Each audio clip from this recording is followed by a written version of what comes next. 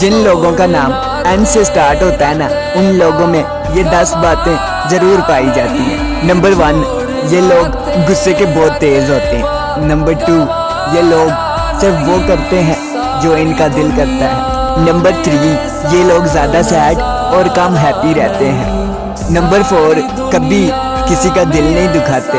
Number 5, ये लोग दूसरों की खुशी में खुश रहना पसंद करते हैं।